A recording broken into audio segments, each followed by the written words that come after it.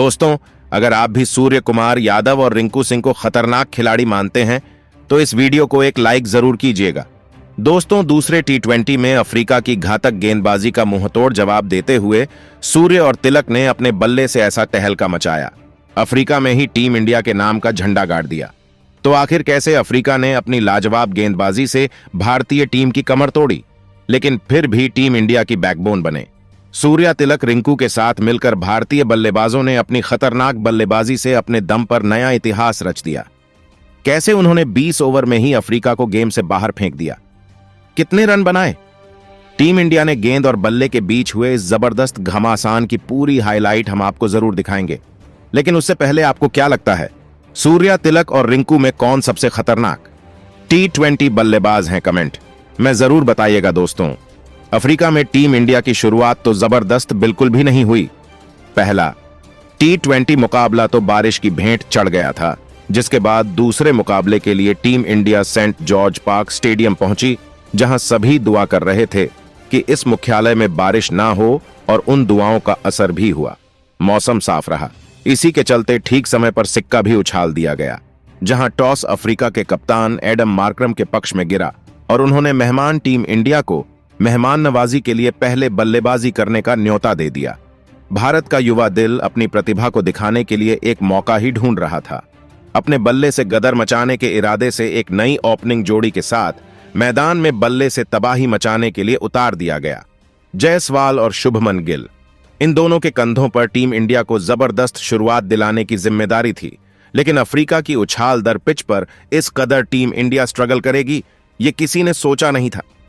पहली ओवर की तीसरी गेंद पर यशस्वी जायसवाल बड़ा शॉट खेलने के प्रयास में डेविड मिलर को अपना कैच थमा बैठे। बिना खाता खोले ही यशस्वी जायसवाल पवेलियन लौट गए थे, और इसी के साथ वो टीम इंडिया को पहले ओवर में ही बहुत बड़ा झटका लगा। स्टेडियम में अभी से सन्नाटा हो गया था। यशस्वी के आउट होने के बाद तिलक वर्मा मैदान में मोर्चा संभालने आ चुके थे। पहले ओवर में टीम इंडिया मुश्किल से केवल 3 रन बना पाई थी। अब इन दोनों के कंधों पर भारतीय टीम को मजबूत स्थिति में पहुंचाने की जिम्मेदारी आ पड़ी थी। अफ्रीकी गेंदबाज तो गेंद नहीं बल्कि आग के गोले बरसा रहे थे। दोनों बल्लेबाजों को गेंद का संपर्क बल्ले से करने में भी काफी स्ट्रगल करना पड़ रहा था। टीम इंडिया के सिर पर संकट के बादल छाए हुए थे, और दोस्तों, गरीबी में आटा गीला। दूसरे ओवर की आखिरी गेंद पर सर विलियमसन ने शुभमन गिल को भी अपने जाल में फंसा लिया। उनकी कातिलाना गेंद को खेल पाने में गिल पूरी तरीके से नाकामयाब रहे, और बैट को छकाते हुए उनके पैर पर गेंद सीधा लगती है, जिस पर अंपायर की उंगली खड़ी हो गई और वो बिना खाता खोले पवेलियन की ओर लौट गए। टीम इंडिया ने अपने दोनों ओपनरों को केवल 6 रनों पर गंवा दिया था। भारतीय टीम पूरी तरीके से दलदल में थी, यहां तक कि अब वह खुद कप्तान सूर्य कुमार यादव को अपनी टीम की लाज बचाने मैदान में उतारना पड़ा था। 2 ओवर में ही अफ्रीका ने बता दिया था कि वह भारतीय टीम को कहीं का नहीं छोड़ने वाले हैं। लेकिन दोस्तों, तिलक वर्मा की आंखों में अंगार थे। तीसरे ओवर की पहली ही गेंद पर उन्होंने मार्क जानसेन का स्वागत चौके के साथ किया और अपने इरादे जाहिर कर दिए थे, तो दूसरी ही गेंद पर उन्होंने मैदान को चीरते हुए करारा चौका लगाया और अफ्रीका को मुंहतोड़ जवाब दिया। कांटे का मुकाबला शुरू हो चुका था। अफ्रीका के दिए गए झटकों का यह बल्लेबाज परफेक्ट अंदाज में रिप्लाई देने के लिए तैयार था। ओवर की आखिरी गेंद पर चौका जड़ने के साथ मिले 9 बॉल को भी उन्होंने चौके के लिए मारकर इस ओवर में कुल 19 रन बटोरे। 3 ओवरों में 25 रनों तक पहुंचा दिया। उनकी जबरदस्त बल्लेबाजी ने टीम इंडिया को मुकाबले में वापस लाकर खड़ा कर दिया था। दूसरी तरफ कप्तान सूर्य ने कवर को चीरते हुए खूबसूरत चौका झड़कर अपना खाता खोला।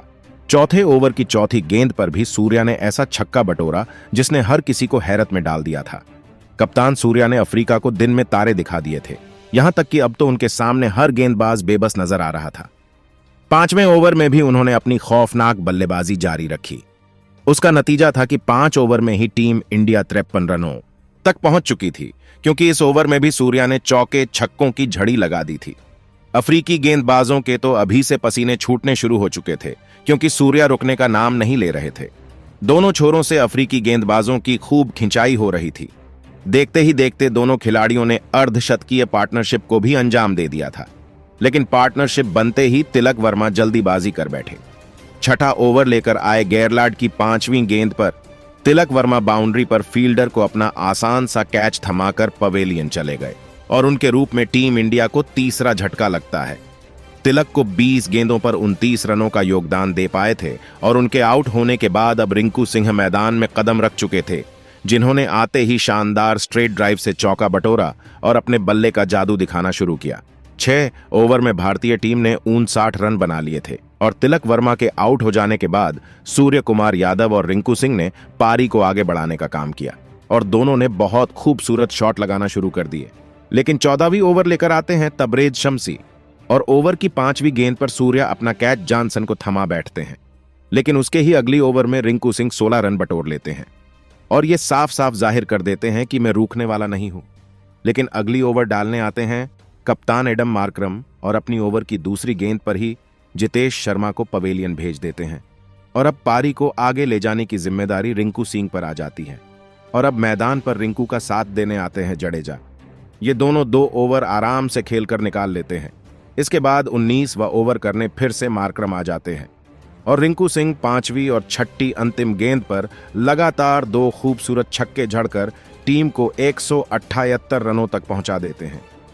इसके बाद 20वें ओवर में टीम इंडिया के लगातार 2 विकेट गिर जाते हैं जडेजा और अर्शदीप जडेजा 14 गेंदों में 19 रन और अर्शदीप बिना खाता खोले 0 पर ही लौट जाते हैं। लेकिन इसके बाद फैंस को निराश करने के लिए बारिश आ जाती है। सब डग आउट में चले जाते हैं। उस वक्त टीम का स्कोर 180 पर 7 विकेट थे। लेकिन बारिश रुक जाने के बाद ओवरों में कटौती करते हुए साउथ अफ्रीका को जीत के लिए 15 ओवर में 152 रन का टारगेट दिया गया। बारिश के चलते 5 ओवरों का खेल काट दिया गया। लेकिन जिस अंदाज में भारतीय टीम की बल्लेबाजी चल रही थी, अगर रिंकू सिंह को स्ट्राइक मिल जाती तो टीम इंडिया यहां 200 का आंकड़ा भी कर लेती। लेकिन अंतिम ओवर में रिंकू सिंह को एक गेंद भी खेलने का मौका नहीं मिला। लेकिन दोस्तों, टीम इंडिया को अब जीत के लिए अफ्रीका को 152 रनों के अंदर रोकना है। क्या टीम इंडिया अफ्रीका को रोक पाएंगी? हमें कमेंट में जरूर बताइएगा दोस्तों। लेकिन टीम इंडिया गेंदबाजी करने आती है तो शुरुआत इतनी अच्छी नहीं होती है। सिराज की पहली ही ओवर में अफ्रीका के बल्लेबाज 14 रन बटोर लेते हैं और दूसरी ओवर डालने आए अर्शदीप के ओवर में 24 रन।